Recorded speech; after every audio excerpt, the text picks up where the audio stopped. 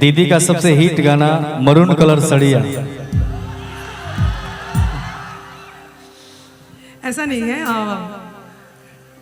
अलग अलग समय काल में कोई कोई गाने को आशीर्वाद मिलता है और वैसे बहुत सारे गीत हैं। और दिनेश लाल जी, अम्रपाली जी, जो हुक लाइन है, मेन लाइन नीलकमल सिंह जी, और कभी कभी एक टीम कंपोजिशन बहुत सबसे मैं समझती हूँ गाना अपने अपने हीरो है एक्चुअली। ओम झा जी के बारे में मैं बोलना चाहती हूँ। ओम झा जो बहुत ही हमारे भोजपुरी फिल्म इंडस्ट्री के बहुत अच्छे संगीतकार हैं। कंपोजिशन बहुत ही अलग, दो चरित्र को उन्होंने दो अलग कंपोजिशन दिया, मेल एंड फीमेल अलग अलग एक अलग लहजा में गा रहे हैं ये दोनों गीत। एक फोक है और मेरे जो पार्ट्स है वो उसमें लोक गायन नहीं है। सो बहुत ही खूबसूरत गीत है।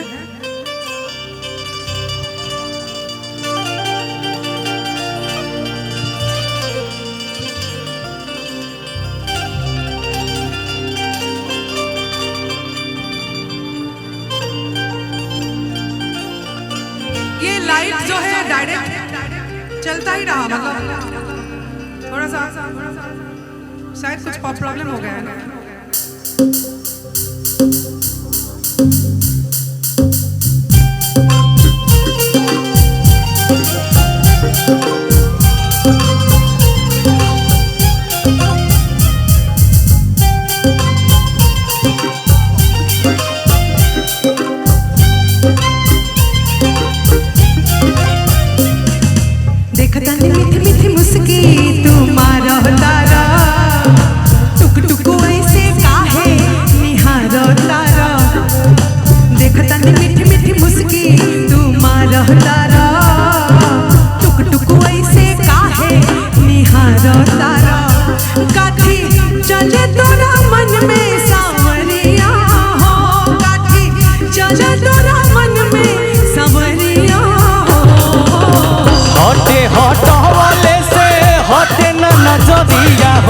जन्मा रे जान हो मरून कलर सड़िया, मन करे कसली भरिया खबरिया हो। जन्मा रे जान हो मरून कलर सड़िया।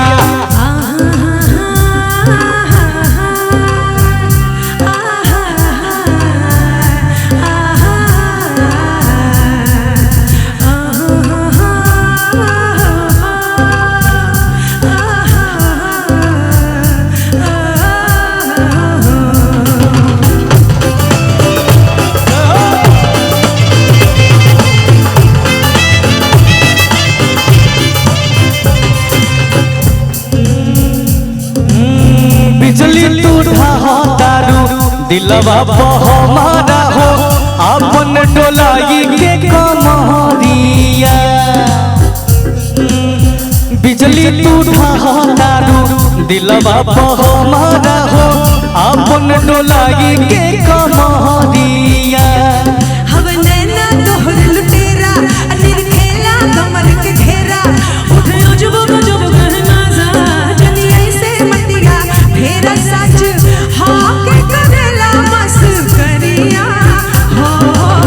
लागल बा फल टिकला के झलरिया हो। जन्मा रे जान हो मरून कलर सड़िया, मन करे कसली भरिया खबरिया हो। जन्मा रे जान हो मरून कलर सड़िया।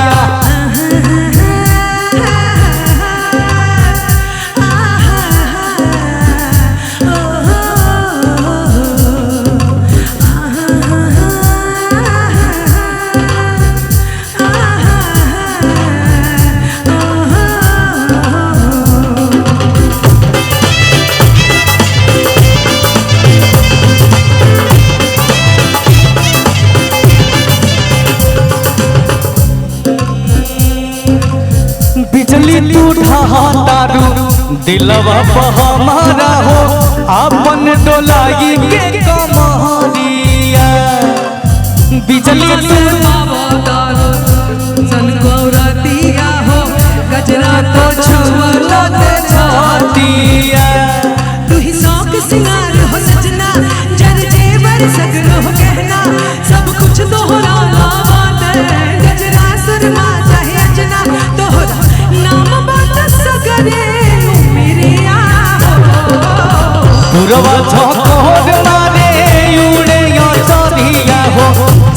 रे जान हो मधुन कलर सड़िया मन करे कस लेगे भरिया कवरिया हो जन्मा रे जान हो मधुन कलर सड़िया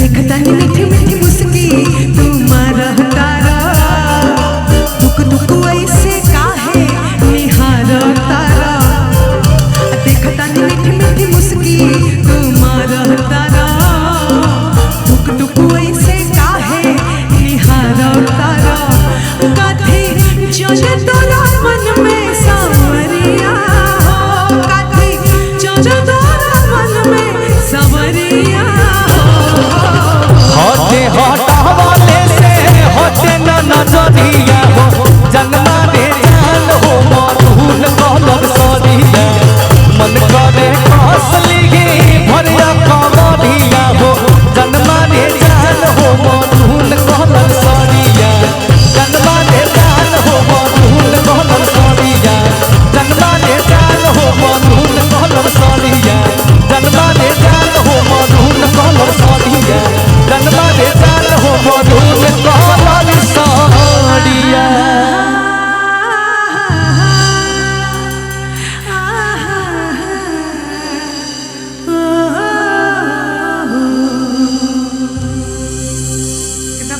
पूजन के रूप में नहीं देखते, आस्था तो है ही, लेकिन एक सांस्कृतिक विरासत के रूप में देखती हूँ और हर मंच पे इसलिए छत से शुरू करती हूँ, चाहे यूरोप हो, अमेरिका हो या आसाम हो, कहीं भी हो, तो छठ एक सांस्कृतिक एक विरासत की तरह मैं लेती हूँ। Cultural identity is very important. और बोलने के लिए हाँ बात तो फिर बहुत बहुत बात है, हाँ, लेकिन इस बार की छठ में खास बात यह है, मैं ये बोलूँगी कि क्लाइमेट चेंज जो हो रहा है, ग्लोबल वार्मिंग की जो बात हो रही है, पर्यावरण की जो बात हो रही है, उससे तालमेल रखते हुए सोलर एनर्जी, सौर ऊर्जा के साथ छठ को हम लोगों ने लाने की प्रयास किया है। परंपरा और साइंस, आज के बच्चा सिलेबस में क्या पढ़ता है, सोलर एनर्जी क्यों इम्पोर्टेंट है, ईंधन खत्म हो रहा है, पॉल्यूशन क्यों हो रहा है, उसको कैसे छठ के साथ कनेक्ट किया जाए, उस तरह से एक कोशिश है। आप लोग जरूर देखिएगा और कमेंट जरूर कीजिएगा और आशीर्वाद हमेशा चाहेंगे। और बिहार का कर्ज है दीदी मेरे ऊपर। मैं आज कल्पना जी को नहीं बुलाया हूँ इस मंच पे। आप जब भी आपका नाम कल्पना पटवारी मेरे बैनर पे होगा तो लोग पता नहीं क्यों खो गए थे। हमने इस मंच में कल्पना पटवारी को बुलाया, ना कि कल्पना जी को। कल्पना जी का अलग एक मिजाज है, लेकिन कल्पना पटवारी जी का अलग मिजाज है। छोटी सी, अब हम ज्यादा समय नहीं लेंगे प्रधान जी से। ऐसा कुछ नहीं है, हम कुछ नहीं बोलेंगे, इनके सुनने के लिए लोग आए, हमारा भाषण सुनने के लिए नहीं, इनके लिए तो ताली होनी चाहिए। नहीं, आप इतने डाउन टू अर्थ, मतलब आज मैंने देखा जब मंदिर दर्शन करने गए, आप किस तरह से मतलब उतर के रास्ता में ट्रैफिक पुलिस विभाग का काम ये खुद कर रहे थे, और इतने आपसे मतलब प्रेरणा लेने की बात है, बहुत ही जैसे